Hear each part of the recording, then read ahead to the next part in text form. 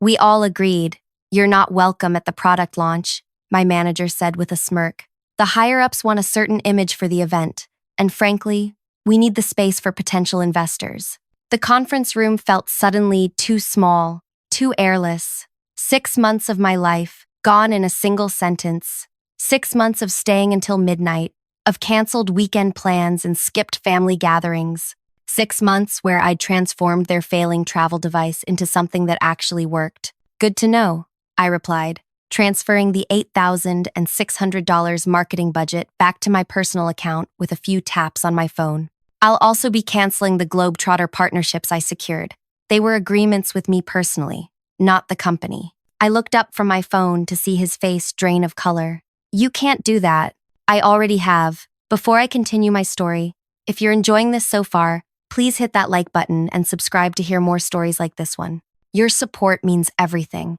And comments let me know what resonates with you. Now, back to the day, everything changed. My name is Finola, and until that moment in the conference room, I'd been the navigation specialist who saved Project Wayfinder from total failure. Before I joined, their revolutionary travel device was malfunctioning 90% of the time, rendering it completely useless for anyone venturing beyond cellular service. I wasn't supposed to be their savior. Actually, I almost didn't get the job. During my interview, the technical director, Cameron, kept interrupting me with actually and technically speaking before repeating exactly what I'd just said. My manager-to-be, Lyle, spent more time looking at my resume than at me. You have an interesting background, he'd said, in a tone that suggested interesting wasn't a compliment.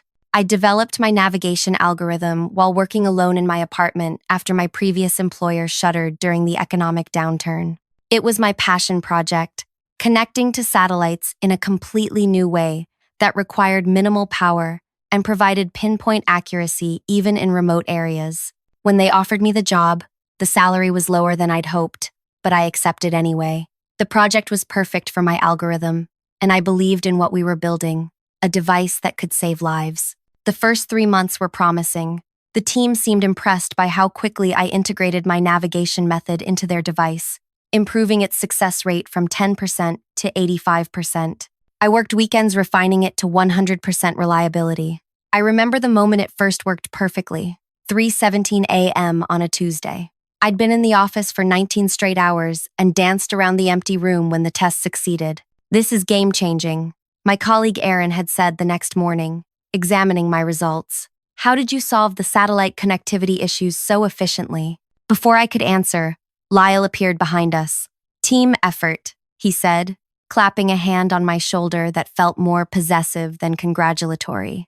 The direction I suggested really pulled things together. I frowned.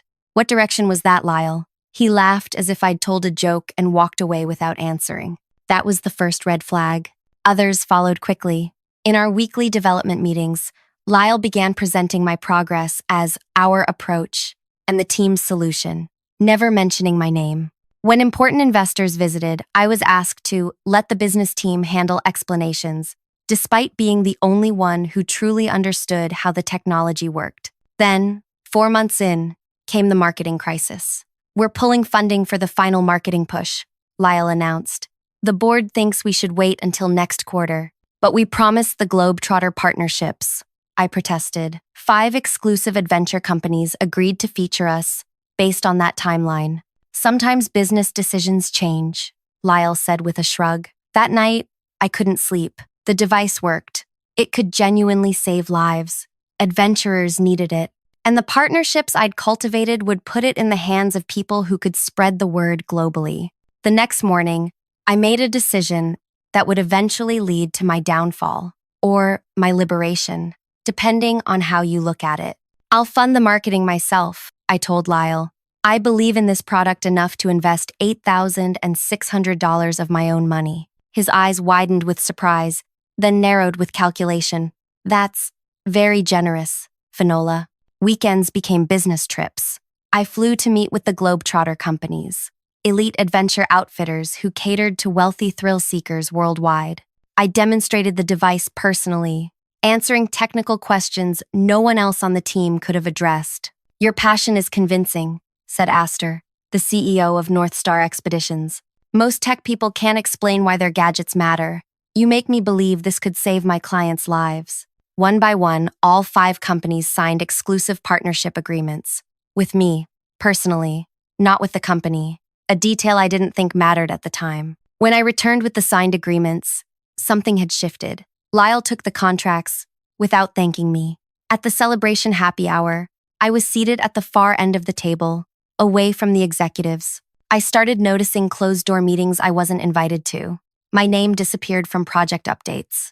The marketing materials showcased everyone but me. Then came the moment that changed everything. I had forgotten my water bottle and returned to the office after hours. Passing by the conference room, I heard Lyle's voice. After launch, we'll phase her out completely. We've got what we needed from her. The navigation technique is documented now, and we don't need her explaining it anymore. What about the Globetrotter contacts? Asked a voice I recognized as Cameron's. They're partnership agreements with the company, not with her personally, Lyle replied. I froze outside the door. He was wrong. The agreement specifically named me as the point of contact with exclusive presentation rights. And my navigation algorithm? I'd developed it before joining the company. My contract included intellectual property protections I'd insisted on. They had usage rights, not ownership. That night, I scoured my contract, confirming what I already knew. The navigation method remained legally mine. The marketing money was still in my personal account because the finance department hadn't processed the transfer yet, and the Globetrotter partnerships were tied directly to me. For 2 weeks, I said nothing, did nothing. I smiled in meetings while Lyle took credit for my work. I nodded when executives spoke about our navigation solution, and I consulted my mentor, Kendra, who had guided me through my career since university. Document everything, she advised, and wait for them to show their true colors completely. The true colors emerged exactly 7 days before launch. We all agreed. You're not welcome at the product launch, Lyle said with that smirk I'll never forget. The higher-ups want a certain image for the event, and frankly, we need the space for potential investors. After I left the conference room, after I transferred back my marketing money and canceled the partnerships, I sent one final email, a formal notice reclaiming my intellectual property and revoking their right to use my navigation algorithm. Then I went home, turned off my phone, and slept better than I had in months. Morning brought 28 missed calls and one message that would change everything. By the time I checked my phone, the company's damage control machine was in full swing. The first 20 calls were from various members of the leadership team, their messages evolving from confusion to anger to desperation as the hours passed. What have you done? Cameron's voice sounded panicked. The demo isn't working. Nothing's connecting to the satellites. Lyle's messages started with threats. This is grounds for legal action. Then shifted to bribes by the afternoon. We can negotiate a better title, higher compensation. The 28th call was from him too, left at 3:14 a.m. You've ruined us. The investors walked out. This is career suicide, Finola. No one will hire you after this. But it was the 27th call, from an unknown number, that caught my attention. My name is Yvonne Trellis. I attended your company's product launch yesterday as a potential investor. I watched the demonstration fail spectacularly. And more interestingly, I watched how the team handled the crisis. No one could explain what went wrong because, I suspect, no one understood how it worked in the first place. Your mentor Kendra mentioned you might be available for a conversation about new opportunities. Call me when you're ready to lead, rather than follow. I replayed the message twice. Kendra had been at the launch, and she'd spoken to investors about me. My phone rang while I was still processing this. Kendra, I hope you slept well, she said when I answered. You've caused quite the earthquake. You were there? At the launch? Of course. I wouldn't miss watching Karma in action. I could hear the smile in her voice. Yvonne called you? Yes, but call her back, today. And Finola? Don't agree to anything with your old company. Not yet. I followed her advice, calling Yvonne immediately after. That was quick, Yvonne answered. Good. I don't like waiting. Her voice had a crisp efficiency that matched her message. No small talk. No wasted words. I understand you developed the navigation algorithm that was supposed to be demonstrated yesterday, she said. I did, and I own the intellectual property. Smart. Even smarter to protect yourself legally from the beginning. Tell me, what did you envision for this technology beyond a gadget for wealthy adventurers? The question caught me off guard. For months, I'd been so focused on making the device work. I hadn't allowed myself to dream bigger. It could help search and rescue teams locate people more efficiently, I said, guide medical supply deliveries to remote areas, even assist disaster response when traditional infrastructure fails. Exactly, she replied, which is why I have no interest in investing in a company that sees it merely as a luxury item for thrill seekers. I run the Artemis Group. We develop technology with humanitarian applications. I'd like you to consider joining us, with full ownership of your intellectual property and leading your own development team. What about my reputation? Lyle is telling everyone I committed career suicide. She laughed, a warm, genuine sound. In my experience, people who create extraordinary things can't be kept down by ordinary gossip. Besides, your mentor speaks very highly of you. That carries weight. When would you want me to start? How about now? I'm having lunch with Kendra at Brighton's in an hour. Join us. The restaurant was quieter than I expected for the middle of the day. Kendra waved from a corner table, where she sat with a woman I assumed was Yvonne, tall, with silver-streaked dark hair and intensely focused eyes. There she is, Kendra said, standing to hug me. The woman who brought down Project Wayfinder with 3 mouse clicks. I didn't bring it down. I clarified, taking a seat. I just took back what was mine. Yvonne nodded approvingly. An important distinction. Tell me exactly what happened. Over lunch, I explained everything, from the development of my algorithm to the subtle ways I'd been sidelined, culminating in being excluded from the launch. And the device won't function without your navigation method? Yvonne asked. No. They could potentially develop an alternative, but it would take months, and they'd lose their market advantage. Which explains why their lawyer contacted me this morning, Kendra interjected. They want to arrange a meeting. They're claiming you stole proprietary information. My stomach tightened. That's impossible. I have documentation proving I developed the algorithm before joining. Of course you do. Kendra patted my hand. But they're desperate. The launch was very public, and the failure even more so.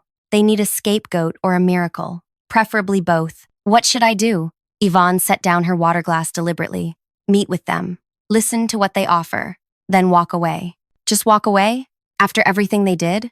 Sometimes, Kendra said, the most powerful position is to show people exactly what they've lost.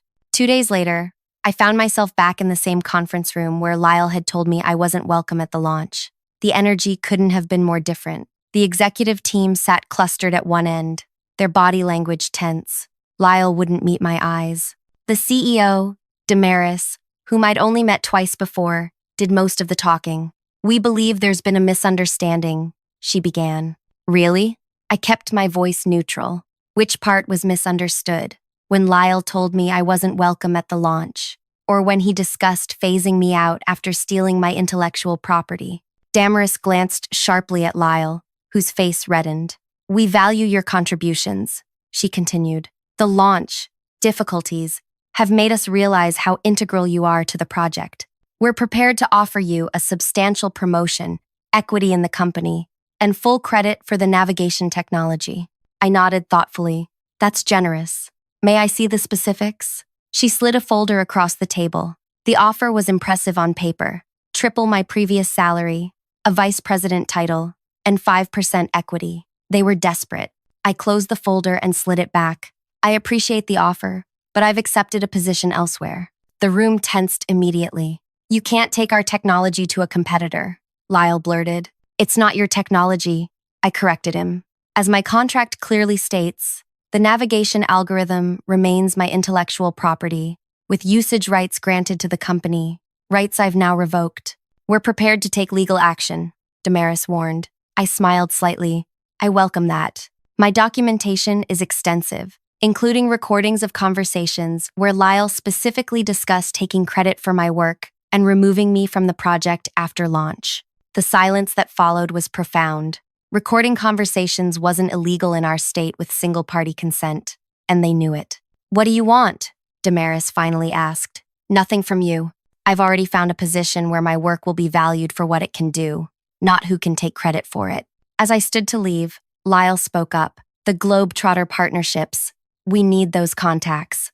I paused at the door. You should have thought of that before telling me I wasn't welcome at the launch. Walking out of that building for the final time felt like shedding a weight I hadn't realized I was carrying. My phone buzzed with a text from Yvonne. How did it go? Exactly as you predicted, I replied. Good. Your team is ready to meet you tomorrow. 9 a.m. My team.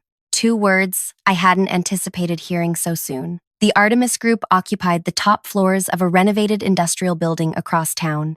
Unlike my previous company's sterile corporate environment, Artemis embraced an open, collaborative space filled with plants and natural light. Yvonne met me in the lobby. Ready to meet your people. She led me to a bright conference room where 5 people waited, 3 women and 2 men, all with the focused expressions of people who loved solving problems. This is Finola, Yvonne introduced me, the navigation specialist I told you about. She's leading our new disaster response initiative. A woman with bright eyes and a quick smile extended her hand first. I'm Tanvi, communications expert. Your navigation method is exactly what we've been looking for. One by one, they introduced themselves. Jasper, satellite systems analyst. Orla, software integration. Hudson, hardware design. And Maeve, field testing coordinator. We've been developing emergency response systems for 3 years, Orla explained. But location accuracy has been our biggest hurdle, especially in areas with damaged infrastructure. Show her the prototype, Yvonne suggested. Hudson pulled out a device roughly the size of a deck of cards. We call it Beacon.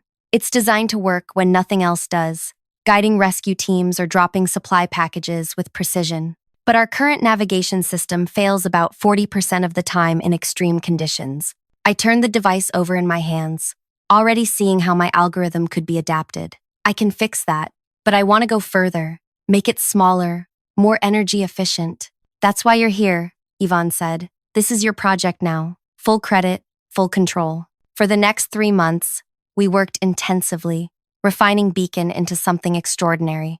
My algorithm integrated perfectly, enhancing the device's capabilities beyond what even I had imagined. We tested it in increasingly challenging conditions, dense forests, mountain ranges, storm systems, and it performed flawlessly. The team dynamic was transformative after my previous experience.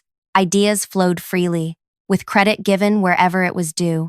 When problems arose, we solved them together, without politics or posturing. Exactly 90 days after joining Artemis, we prepared for our first field demonstration with potential partners from international aid organizations.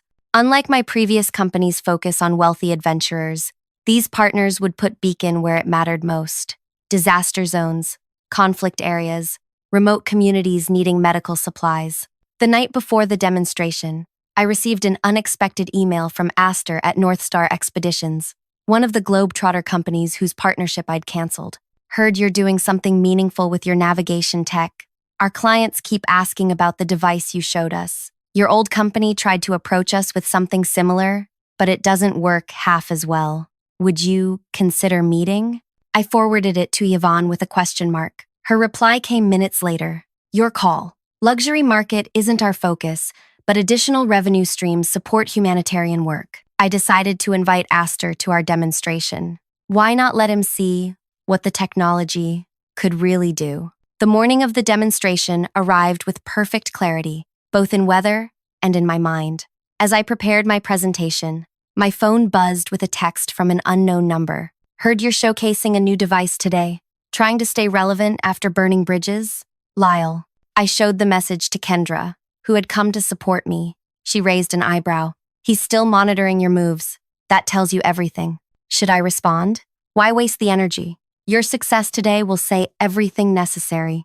The demonstration was scheduled for 10 a.m. in a large field outside the city, where we'd created various scenarios to showcase Beacon's capabilities. As our team made final preparations, I spotted Aster arriving with 2 colleagues I didn't recognize. Finola. He greeted me with genuine warmth. Your mentor mentioned you were working on something special. These are my associates, Lena and Miguel. They oversee our humanitarian expeditions division. I hadn't known North Star had a humanitarian division. I thought you focused on luxury adventures. That's our profitable arm, Aster explained. But we use that income to fund disaster response and medical supply deliveries in crisis regions. It's less publicized. Yvonne joined us, introducing herself with a firm handshake. Your humanitarian work is precisely why Finola suggested inviting you today. As we walked toward the demonstration area, I noticed a sleek black car pulling into the parking area. Through the windshield, I recognized Damaris, my former CEO, and beside her, Lyle. We have unexpected guests, I murmured to Yvonne. She followed my gaze and shrugged. It's a public demonstration. Let them watch. The field was set up with various stations simulating challenging environments. A dense tree canopy created with camouflage netting, a water feature representing flooded terrain, and a mock rubble pile resembling a collapsed building. At each station, team members were positioned with beacon devices. 30 guests had gathered, representatives from global aid organizations, government agencies, and now, unexpectedly, my former employers. Lyle stood at the back, arms crossed, with an expression of practiced skepticism. I stepped to the front, feeling a momentary flutter of nervousness that dissolved when I looked at my team's encouraging faces. Thank you for coming today. What you're about to see isn't just another navigation device. Beacon represents a fundamental shift in how we locate and reach people in crisis situations. I explained the core technology without technical jargon, focusing instead on practical applications. When infrastructure fails, when cell towers are down, internet is unavailable, and traditional GPS is compromised, Beacon continues functioning with pinpoint accuracy. As I spoke, my team demonstrated at each station. Hudson showed how Beacon could locate and guide rescuers to a victim hidden beneath the mock rubble. Tanvi demonstrated its communication capabilities, sending location data despite signal-blocking materials. Orla showcased its durability by submerging a unit in water while it continued transmitting. Most importantly, I continued, Beacon doesn't just help people find their way. It helps them find each other when it matters most. I glanced toward the back where Lyle was whispering something to Damaris. Their presence bothered me less than I expected. They no longer had power over my work or my worth. The demonstration concluded with a practical challenge. We invited attendees to hide anywhere within the 50-acre testing ground. Each carried a small beacon receiver. Our team, equipped with locator units, would find them, even those who deliberately tried to mask their signals or position themselves in difficult terrain. Within 20 minutes, all participants were located, including Miguel, who had wedged himself into a drainage pipe beneath 6 feet of soil. The applause was immediate and enthusiastic. Representatives from 3 international aid organizations approached me before I'd even finished thanking everyone for coming. We need this technology in Syria next month, said one. Can it be adapted for aerial drops in flood zones? Asked another. How quickly can you produce 1,000 units? Inquired a third. As I fielded questions, I noticed Aster deep in conversation with Yvonne. They both looked serious, nodding occasionally. Nearby, Lyle and Damaris stood awkwardly, clearly unsure whether to approach me or leave. Kendra appeared at my elbow. Your former boss and his boss look like they've swallowed something sour. I smiled. I'm surprised they came at all. People always want what they can no longer have, she said. Speaking of which, Yvonne asked me to rescue you from this crowd. There's something important to discuss. She led me to a small tent we'd set up as a command center. Inside, Yvonne and Aster were examining spreadsheets on a tablet. There you are, Yvonne said. Aster has an interesting proposal.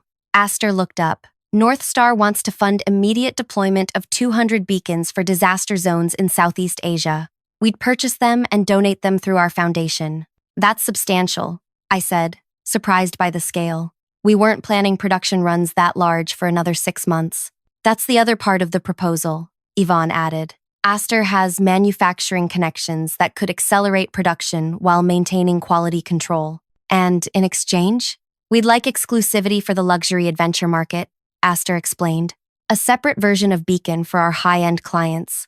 They're willing to pay premium prices, which helps fund the humanitarian deployments. It was a brilliant solution, using wealth to subsidize need. Exactly what my original technology should have done. I'm interested, I said, but I need to discuss it with my team first.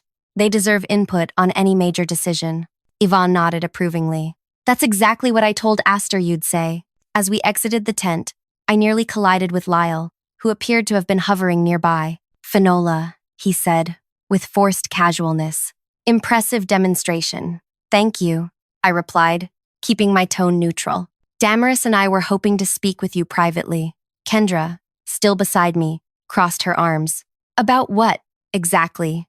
Damaris stepped forward. We'd like to discuss a potential collaboration.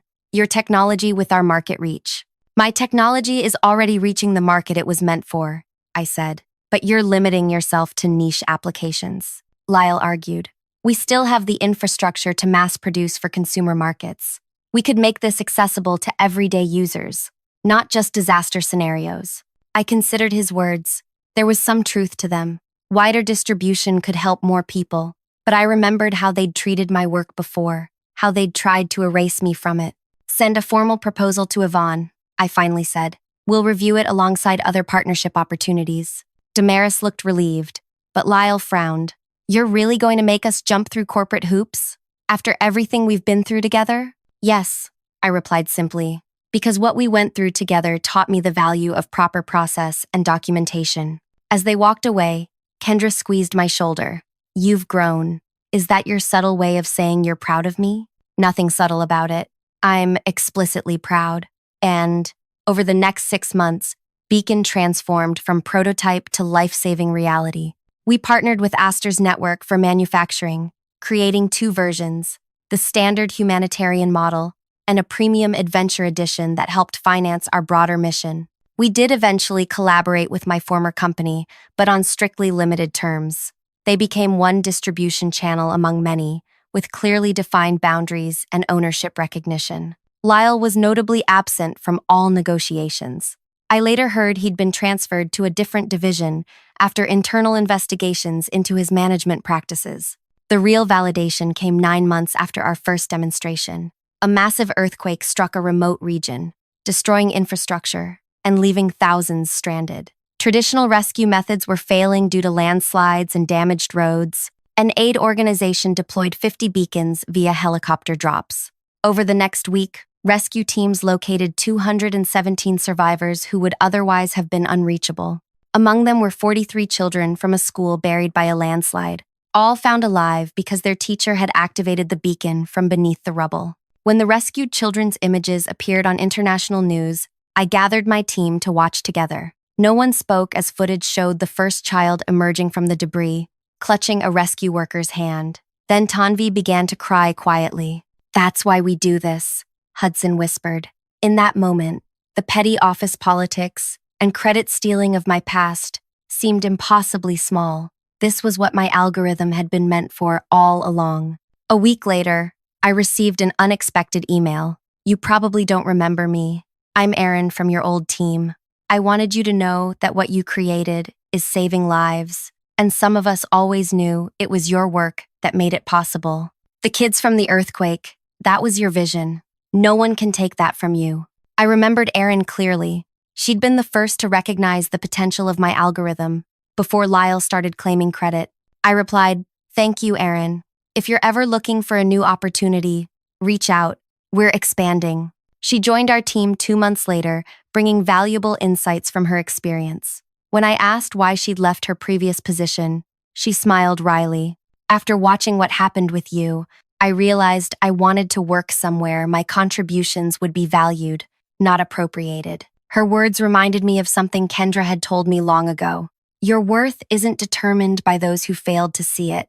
On the 1-year anniversary of Beacon's launch, we held a celebration at Artemis headquarters. The walls were covered with photos from successful deployments, disaster zones, remote medical deliveries, rescue operations. Each image represented lives touched by our technology. During the celebration, Yvonne pulled me aside. There's someone who wants to meet you. She led me to her office, where an older woman waited, elegant, with wise eyes that seemed to see right through me. This is Dr. Eleanor Voss, Yvonne introduced us. She founded Artemis 30 years ago. I extended my hand, immediately starstruck. Dr. Voss was legendary in technological innovation circles, though she rarely made public appearances. Your beacon has exceeded my expectations, she said, clasping my hand warmly. Yvonne was right about you. Thank you, I managed. It's been a team effort. The best innovations always are. she agreed. But it takes a special kind of leader to transform personal setback into universal benefit.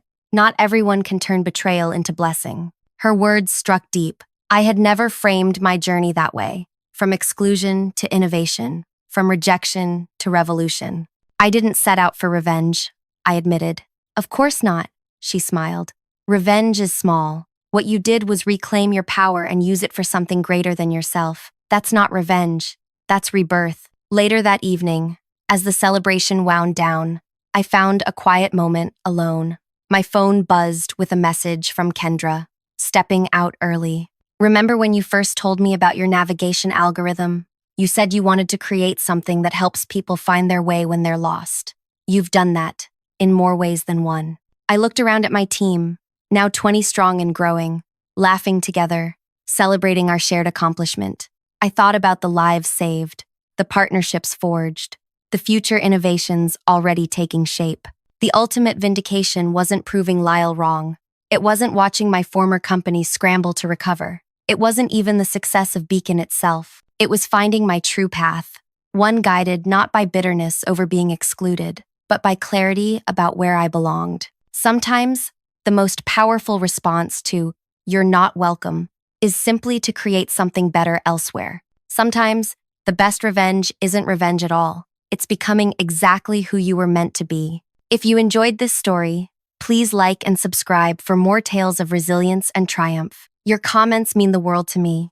I'd love to know what resonated with you or what other stories you'd like to hear. Thank you for listening to my journey from exclusion to innovation. Remember, sometimes the wrong door closing leads you exactly where you're meant to be.